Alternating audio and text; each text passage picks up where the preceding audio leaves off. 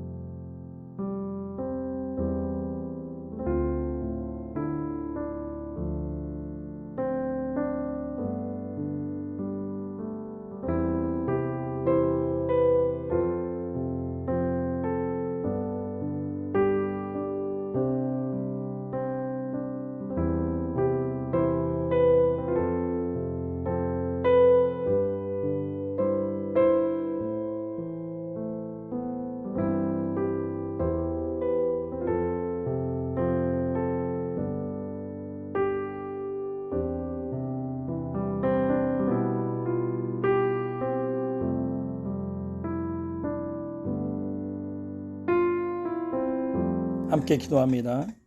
사랑의 하나님, 한 주간의 삶 가운데 저희들 인도하여 주시고, 이렇게 또 금요일 저희들 주님 앞에 나올 수 있도록 허락하여 주신 것 감사합니다.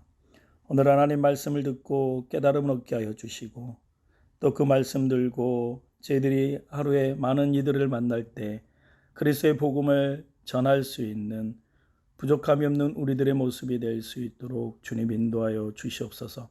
만나는 이들에게 축복을 나눌 수 있고 사랑을 전할 수 있는 믿음의 사람이 될 수 있도록 간구하며 감사드리며 예수님 이름으로 기도드리옵나이다. 아멘. 위대한 사람의 중요한 특징 가운데 하나는 자신과 상황에 대한 분명한 인식을 가지고 살아간다는 거죠. 성경 인물들도 마찬가지입니다. 그들은 하나님이 맡기신 그 사명에 대해 명확히 알고 그 사명에 자신을 기꺼이 드렸습니다. 특히 바울이 이러한 특징을 잘 보여주고 있다는 겁니다. 여러분, 그리스도의 십자가는 우리의 연약함을 담당하심으로써 나타난 결과입니다. 그 십자가로 우리를 인도하시는 분이 바로 그리스도라는 것이죠. 따라서 성도가 그리스도의 십자가의 은혜로 산다라는 것은 나는 구원받았다는 것을 감사하고 사랑한다는 것만 의미하는 것이 아니라 십자가를 통해서 증거되어진 그리스도의 정신을 따라가는 것까지 포함된 것을 말합니다. 그리스도의 희생으로 구원받았다라는 것에 대해서 감사하고 그리스도의 은혜의 모든 공로를 두는 것은 단지 성도된 자로서의 고백이지 그것을 순종하는 삶이라고 말할 수는 없다라는 것이죠. 주님께서는 우리에게 고백할 것만을 요구하는 것이 아니라 우리의 고백이 삶에서 증거되어지기를 원하시는 겁니다. 그리고 그것을 증거하시기 위해서 우리를 십자가로 인도하시는 것이죠. 그러므로 십자가의 은혜를 고백한다고 해서 성도되는 것이 아니라 우리의 삶 가운데 십자가에 순종하는 삶이 있음으로 해서 성도가 됨이 증거되는 것입니다. 그것을 사도 바울은 오늘 이 15장에서 잘 말하고 있는 것이죠. 오늘 이 본문을 보면 사도 바울의 마음이 어떠한지를 잘 알 수 있습니다. 오늘 이 14절의 말씀에 보면 바울이 로마의 성도들에게 편지를 쓰는 것은 그들이 믿음의 엉터리이기 때문에 그들을 가르치기 위해서 쓰고 있는 것이 아님을 알 수가 있습니다. 로마의 성도들도 이미 성령이 함께 하심으로 그들 속에 선함이 있고 지식이 있었습니다. 그래서 서로 권하는 성도의 모습으로 살아가고 있었음을 사도 바울도 확신한다라고 말하고 있습니다. 그런데 왜 그들에게 편지를 쓰는 것일까요? 오늘 이 15절의 말씀에 보면 내가 너희로 다시 생각나게 하려고 하나님께서 내게 주신 은혜를 인하여 더욱 담대히 대강 너에게 썼노니 라는 말씀을 보면 그 답을 알 수 있다라는 것이죠. 사도 바울은 로마의 성도들을 가르치겠다는 것이 아니라 그리스도인으로서 산다는 것이 어떤 것인지에 대해서 다시 생각나게 하려고 썼다는 것입니다. 설교에 그런 의미가 있는 것이 아닐까요? 설교란 목회자가 성도들에게 그냥 가르치는 것이 아니라 다시 생각나게 하기 위해서 그리스도를 또 받은 은혜를 서로 나누는 시간입니다. 은혜를 잊지 않고 은혜로 살아가는 삶에 충성하기 위해서 서로 권면하고 주어진 은혜를 나누는 것입니다. 그렇기 때문에 설교하는 자나 설교를 듣는 자는 서로 동일한 위치에서 주님의 은혜로 교제하는 것이지 목회자가 교인을 가르치기 위해서 설교하는 것이 아님을 알아야 할 것입니다. 이것을 엄두에 두지 않으면 설교하는 자는 설교를 목사의 특권으로 생각하고 어느 순간 설교에 자신의 생각을 담아서 성도를 정죄하는 일들이 일어날 수밖에 없습니다. 지금 한국교회가 이러한 실태가 되어버렸다는 거죠. 그래서 설교를 듣는 자는 설교하는 자를 자신과 다른 하나님과 특별한 관계에 있는 존재로 인식해 목회자의 말이 법이 되어버린 경우들이 일어날 수밖에 없게 되었다는 거죠. 그러나 바울은 은혜를 생각나게 하려고 바울 자신에게 주신 은혜를 인하여 담대히 썼다라고 말하고 있습니다. 담대히 썼다라는 것은 은혜를 나누는 일에 있어서 아무런 거리낌을 가지지 않았다라는 뜻입니다. 즉 어떤 계산하에 자신에게 이익이 될 것인가 아니면 손해가 될 것인가를 따져서 결정한 것이 아니라 단지 은혜란 나누어져야 하는 것이다 라는 이 하나의 생각으로 썼다는 뜻입니다. 그렇다면 바울이 말하는 은혜는 무엇일까요? 그것은 오늘 16절에서 18절의 말씀을 보면 잘 알 수 있습니다. 사도 바울이 부름을 받은 것은 그의 구원을 위해서가 아니라 이방인의 구원을 위해서다라는 것을 말하고 있습니다. 이방인을 위해서 복음의 제사장 직무를 하게 했다라고 하는데 이 말은 이방인을 하나님에게 인도하게 하기 위해서 하나님이 부르셨다는 것을 뜻하는 겁니다. 구약에서 제사장 직무는 제사장 자신을 위해서 존재하는 것이 아니라 이스라엘의 죄 씻음을 위해서 존재했습니다. 즉 제사장의 존재의 의미는 죄인된 이스라엘 백성에게 있는 것처럼 사도 바울의 존재의 의미도 이방인들에게 찾아볼 수 있다라는 것이죠. 이방인의 구원이 아니었다면 사도 바울은 부름 입을 이유가 없다라고 말하고 있는 거죠. 이런 이유로 사도 바울은 자신이 말할 것은 오직 이방인을 순종하게 하기 위해서 자신에게 역사하신 기사와 이적과 능력 외에는 말하지 않겠다라고 말하고 있습니다. 이것을 보면 사도 바울이 자신에게 일어난 모든 일에 대해서 어떤 의미를 두고 있는가를 알 수 있습니다. 바울은 자신에게 일어난 그 어떤 기사나 이적에 대해서 생각하기를 이것은 이방인을 순종시키기 위해서 나를 도구로 쓰시고자 하는 하나님의 일이다라는 생각에서 벗어나지 않았다라는 겁니다. 따라서 사도 바울은 오직 성령의 능력으로 역사한 것 외에는 말하지 않겠다라는 거죠.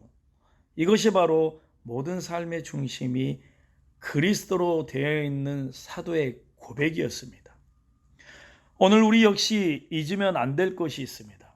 그것은 우리에게 일어난 일들은 누군가를 그리스도에게 순종시키기 위해서 하시는 주님의 일이라는 사실입니다. 누군가를 주님의 은혜에 순종시키고 복종시키기 위해서 나를 불러서 쓰신다는 것이죠. 이것을 안다면 우리는 우리에게 일어난 것을 가지고 실망을 한다거나 또는 자신의 공로로 돌리고 자랑할 수 없을 것입니다.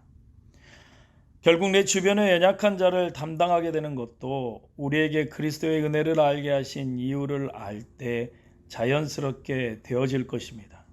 즉 우리에게 은혜를 알게 하신 것은 우리 자신을 위해서가 아니라 누군가를 주님의 은혜에 순종하게 하기 위해서라는 거죠. 이것을 안다면 성도는 주저없이 그리스도의 은혜를 증거하고 드러내는 모든 일에 자신을 순종시키고자 하게 될 것입니다. 이것이 바로 성도의 삶이다라는 것이죠. 사도 바울은 자신에게 주어지는 모든 고난과 어려움도 애매하게 당하는 것이 아니라 복음을 위해서 그리스도께서 하시는 일로 여겼습니다. 빌립보서 1장 12절의 말씀에 보면 형제들아 나에 당한 일이 도리어 복음의 진보가 된 줄을 너희가 알기를 원하더라 라는 말씀을 보면 바울은 자신이 옥에 갇힌 것까지도 복음이 증거되고 확산되는 일을 위하여서 되어진 것임을 말하는 것입니다. 이것이 주님의 은혜 안에 사는 것 자의 고백이며 삶이다라는 것이죠. 우리는 어떠한 삶을 살아가고 있습니까? 우리는 항상 불평하며 살아갑니다.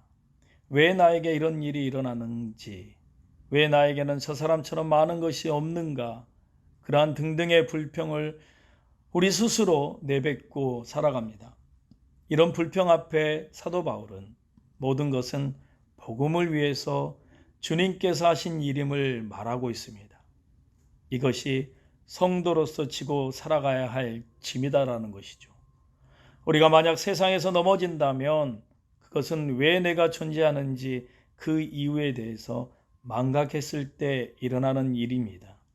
그래서 하나님은 우리로 하여금 다시 주님의 은혜를 생각하게 하시기 위해서 이 말씀을 주는 것이죠.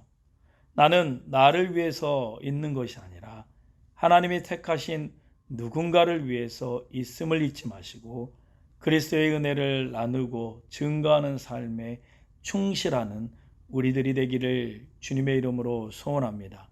이 시간 다 같이 함께 기도하며 나갑니다. 우리는 각자 하나님께 받은 사명이 있습니다. 그 사명은 다 다르다라는 것이죠. 그런데 우리는 모두 동일한 또한 사명을 받기도 했습니다. 그것은 복음을 나를 통해 다른 누군가에게 전하는 사명입니다. 예수님을 모르는 사람에게 예수님의 이름을 전하는 것, 우리의 삶이 다를지라도 언제나 이 사명을 충성스럽게 감당하는 복음의 일꾼이 될 수 있도록 오늘 우리 말씀을 생각하며 함께 고백하며 나가기를 원합니다. 다 같이 기도하겠습니다.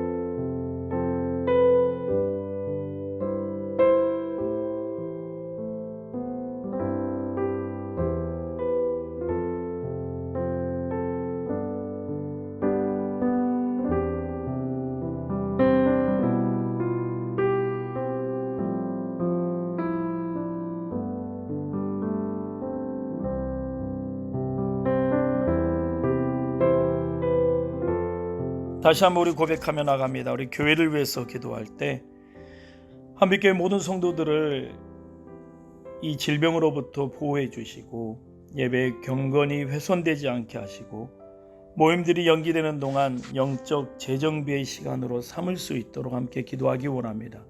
또한 겸손하여 하나님 앞에서 다시 거룩을 되찾는 회개의 기회가 될 수 있는 귀한 오늘 이 하루가 될 수 있도록 우리 이 시간 함께 주님 앞에 고백하며 나가고 여러분들의 기도의 제목을 주님 앞에 올려드립니다.